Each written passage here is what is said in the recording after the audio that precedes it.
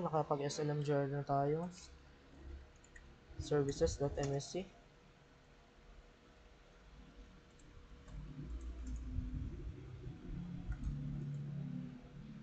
Tapos, punta tayo list, functions. Ito, manual. Automatic natin siya. Apply, start. Tapos, okay. Ito pang isa din. Click tayo dito. Yan. Automatic, apply, start. Tapos, okay. SSDP ang sunod.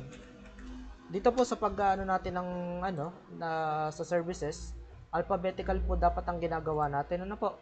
Hindi po yung lilikdang tayo. Kasi pag ginawa natin yon, merong chance na hindi siya hindi siya mag-start.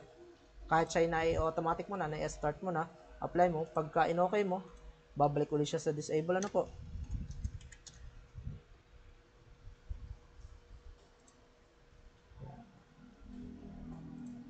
Tapos, dito, automatic lang ulit tayo. Welcome po sa sumali po.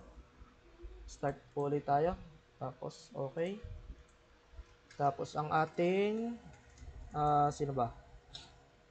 Firewall. .cpl. Allow lang po natin yung atin pong 5, si file sharing.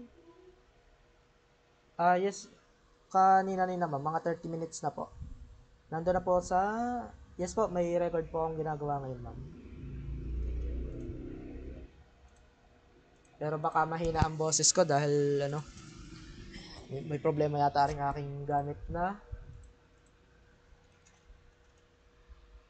headset. Tapos yung remote desktop natin, patatlo. 4, 1, 2, 3, 4. Tapos window defender para. Okay. Network sharing. Advance. Turn on lang natin tong mga to. Yan. Tapos turn up natin dito. Ngayon, okay na yan.